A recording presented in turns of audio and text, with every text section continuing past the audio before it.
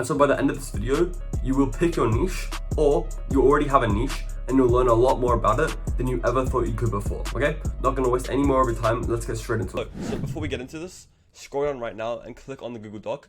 Make sure that you're following along with me, because there's gonna be some action with stuff that I want you to do, okay? So step 0, before we actually get into anything, is just giving you some ideas. So obviously, don't copy me. I know, I was in the gym niche. That doesn't mean you should be in the gym niche, but if by the end of, this whole video, it makes sense for you to be in the gym niche, then by all means, go into the gym niche, okay? So what we have here is a list of 100 niches that I just kind of thought of for a bit. If your niche isn't on here, it's completely fine.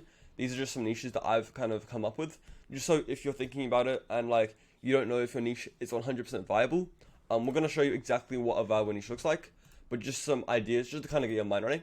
So go, make a copy, just kind of think about it, and ideally, if your niche is on here, then that's perfect. You already know it's a good niche to be in. Step 1 is the golden trifecta, okay? And this is actually something from Sam Ovens, and what it basically consists of is 3 key components that are needed in selecting the best niche for you. And so if you can find a niche that has all 3 of these, chances are it should probably be your niche.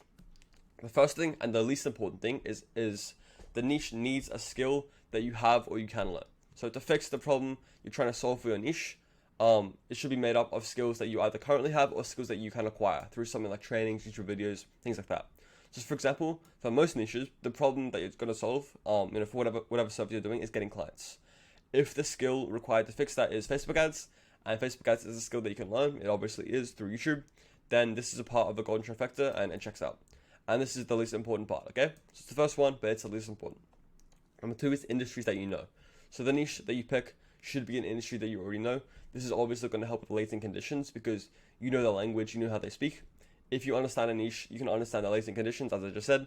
So consider industries that you already know about. So for example, if you're in the gym a lot, maybe a gym niche is good for you. If you're really into cars, maybe auto detailing would be good for you, okay?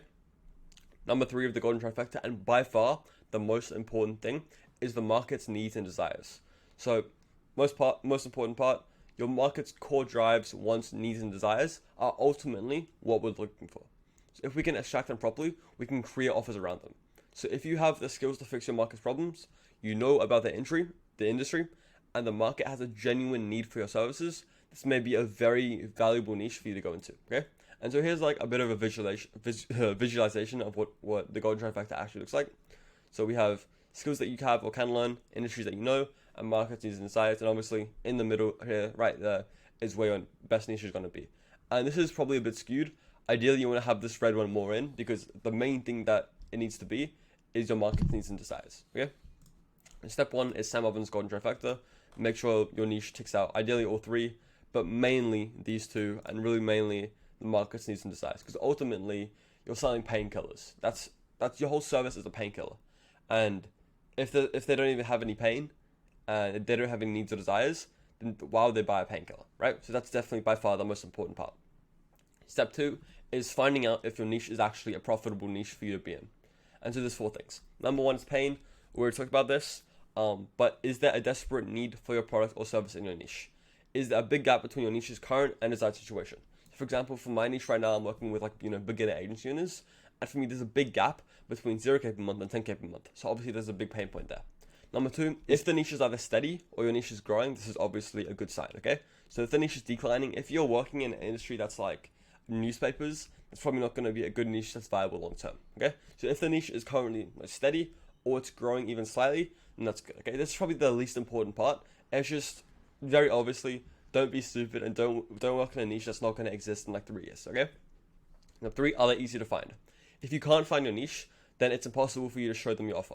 Even if it's the most valuable offer on the planet, find niches that have congregations in one place, okay? So for example, maybe the marketing managers of insurance companies are a bit harder to find than gym owners, okay? For gym owners, you can just go on Google Maps, look up gyms, and then literally on the gym's website, you'll find the coach. But it might be a bit more difficult to obviously find the marketing manager or the assistant CMO of an insurance company, okay? So make sure they're very easy to find. Obviously for outreach, you want to be making big lead lists, and another thing is that there needs to be enough of them in the niche. If there's only 5 people in your niche, you're not going to grow. But if there's 100,000 people in your niche, that obviously makes a lot more sense, okay? Number 4 is purchasing power. So obviously, do they have the money? If your service costs 5K and you're working with college students, they probably won't have the money. An amazing leverage point is choosing a niche that is very high ticket. An example is the pool installation niche. So with this niche, one job for them is going to result in like 50k in revenue, and of that 50k, around 10k will be in profit. Meaning you could charge your clients something like 3,750 per month plus ad spend, and if they literally just got 2 jobs per month with that, they're getting a massive 2x ROI. Okay, so it's very, very easy, and it really just makes everything easier when you have a high ticket niche. High ticket niches makes it easy for you to get good results for them as well, because you have more money to invest in stuff like ads. You cannot have 3 of these. You must look for niches that has all 4 of these criteria, right? So if they have pain, they're growing, and they're easy to find, but they don't have purchasing power, no. So there is actually one caveat here. When it comes to purchasing power, a lot of the times it's actually a limiting belief, okay? Most niches will have the purchasing power to buy your product. Sometimes you just have limiting beliefs, okay? So for example, maybe you're in the gym niche and you think that the gyms can't afford $2,000 per month because, you know, they have all these expenses and shit. That's a limiting belief. Gyms can afford your product. The best way to break that limiting belief is to go see it. So go look at Alex Hormozy, and you know he was selling paid in fulls $16,000 upfront to gym owners. Okay, if they can afford 16k upfront, and then I think it's like 16k quarterly, I think that's what his offer was. They can easily afford your measly $2,000 a month. Okay, so a lot of the niches will be qualified financially. It's just you have to overcome all the limiting beliefs that you have. Okay, step 3, after we've made sure that they're viable niche in terms of profitability. Step 3 is avoiding mistakes. Mistake number 1 is copying. So do not go into a niche because you saw someone go into the niche. So for example, the best example is Thomas Gannett with med spas, okay? Everybody watched Thomas Gannett's video, got 600k views, and from that, thousands of people went into the med spa niche. Don't go into med spa, as I just said, because Thomas Gannett did it. Don't go into the gym niche because I did it, or Alex Hormozy did it, or Charlie Walker did it. Most people pick their niche, service, and offer on monkey see, monkey do logic. That's so stupid. You know what most people also do? They fail, obviously. So don't be like most people. Your process should be purely logical. Pick a niche on what makes the most sense for you, okay? If, you've seen Thomas Gannett in the med spa niche, but the med spa niche doesn't make sense for you, don't go into the med spa niche. And that's the same with any other niche, okay? Number 2 is concerning yourself with competition. It doesn't matter how much competition there is, or you think there is in a niche. There'll be room for you, and that plenty of room, enough for you to scale 7 to 8 figures. Of your competitors, only a small percent will even be able to compete with you and actually sign clients. And of the people that are actually able to compete with you, all of you have enough room to each have 100k per month plus agency, okay? There's plenty to go around. If you look at the gym niche, people think that's a saturated niche. Gym Launch had like 4,000 clients with 5% of the market share. So if you want to get 10, 50, 100 clients, that's like 0.01% of the market share. So it's going to be very, very easy for you. And once again, like the pricing thing, this is just a limiting belief, okay? Number 3 is being unable to make the decision. So don't fall victim to being torn between multiple things. This is just an analysis paralysis, okay? It's very easy to come up with 4 to 5 ideas for a niche and then pick the best one.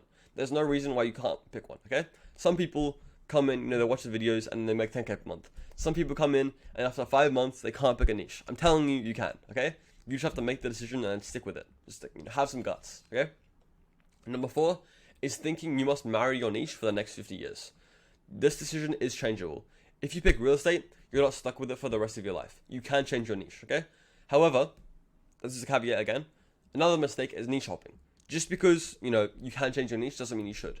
So the typical rule is obviously long term, you can do whatever you want, but between now and 10k per month, do not change your niche. Once you've gone through these other steps and you've picked your niche, marry it until 10k per month. At 10k per month, you can start to even think about changing your niche, even though you probably won't. That's when you can start to even have the thought of it, okay? But until then, stick to the niche. Niche hopping is so stupid. If you're in a niche that's proven, meaning that the niche has been scaled in before, you can scale in your niche. And if you don't, it's your fault. It's not the niche's fault. I promise you, switching niches will not help you, okay? So, long term, it's fine, switch niches, whatever. You don't have to marry your niche forever, but stick to it until you're at 10k per month, okay? So once we've kind of had these base understandings, step 4 is actually picking your niche, okay? So come in here right now, get rid of this, and we have some steps for you to go through, okay? So the process goes like this. First step, the niche has to fit the golden trifecta, up here. Step 2 is that the niche is qualified for you to be in, so it has these 4 things. Step 3, it gets 5 out of 5 on the niche test, which we'll go over in a second. Step 4 is the viable niche for you to be in. And then step 5, you pick a niche out of the viable niches, okay? So, some quick steps before we go into the niche test. List out 5 niches you know or you're passionate about, right? So obviously, an example again, if you're a massive guy, then maybe it's the gym niche for you. If you're good at fighting, maybe it's the MMA gyms niche. If you like cars, maybe it's auto detailing. List 5 niches that are good for you. And then list 5 skill sets which you currently have or you could learn. So maybe this is go high level, this is SEO, this is short form content, this is Facebook ads, YouTube ads, whatever happens to be. Step 3, list the problems, fears, and desires of the niche you've selected. So what keeps them up at night? What are they scared of? So maybe for my niche, so beginner agency owners, they're scared of something like working a 9 to 5 or living a normal life. Step 4, this is the most important factor, and it's the problems and desires. Okay, so we just went over them. We listed a few. So out of all the problems and desires that you listed here, which one do you think is the most powerful? So which one elicits the most pain and is the most emotional for your prospect? Write that right here. I'll go write that right there. Step 5, do you currently have the skills or knowledge to solve this problem, this big painful problem, and help the person actually make this transformation, or can you learn it? Okay, if you can learn it and you don't have it right now, it's still fine. But if it's like an impossible thing for you to learn, then obviously you can't do it. So if you answered yes to this, step 5, then you can move on to this. But if not, then you have to do this process again and come up with another different pain point. Because obviously, if it's impossible for you to learn the skill that you need, then you can't really, do it. Okay? So the next thing is the niche test. So this is just 5 yes or no questions. Is this niche easily contactable? Yes or no? So when it comes to just highlight this like that. Obviously make a copy of this and do it on your own one. So is the niche easily contactable? Does this niche's niche know what they're selling? So for example, if you're in the gym niche, this niche's niche, which is people in the area, does know what they're selling. Because without the gym, they can't hit their workouts anymore. But if it's like a video game company, the niche's niche doesn't really need video games. Yeah? Can this niche afford high ticket prices? Yes or no? We kind of covered that before. Is this niche growing? Once again, covered that before. Are the offers currently in this niche realistic to compete with after 6 months of work? Okay. So for example, in 2022, the ecom niche, because of Imangaji, was completely fucked. Everyone was guaranteeing 5x, 10x return on ad spend, and because of that, the offers were kind of unrealistic to compete with. Okay.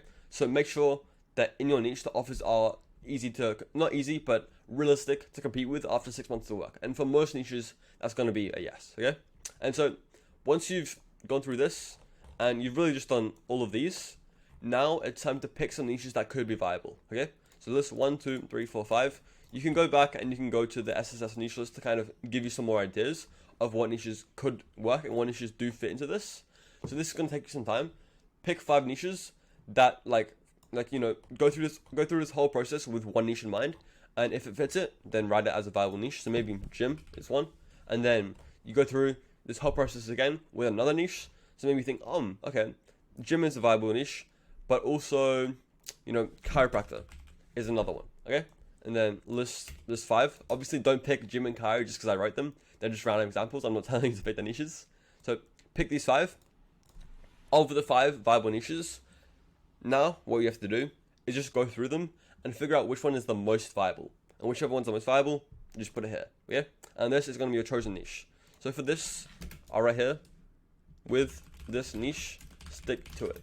Now that you've picked this niche, just stick with it. Okay? I'm begging you, do not niche up, because it's literally the biggest mistake that you can make.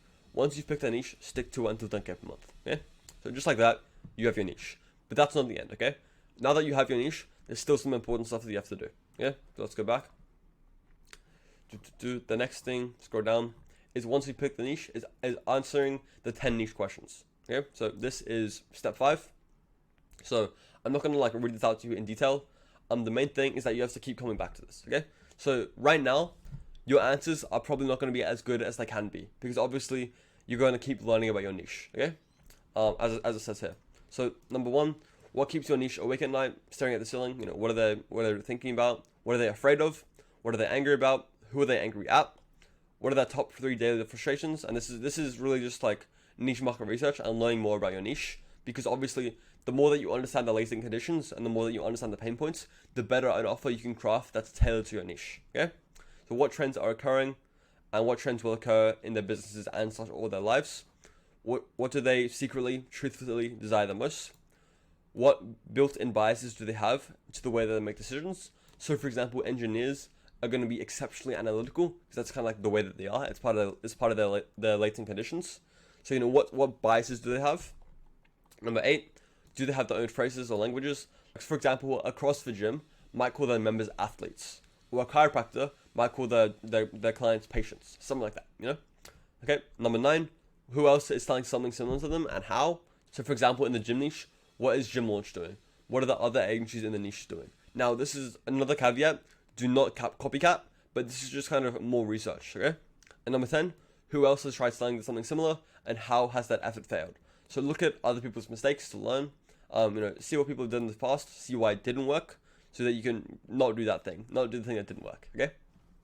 Add to these, and you might want to save this and just keep on coming back to it, because niche market research is one of the highest leverage things that you can do, like really just understanding your niche. So you want to keep on coming back to this and keep on learning about your niche, okay? Last part is finding your ideal client. So now that you really know your niche, I want you to do one more thing.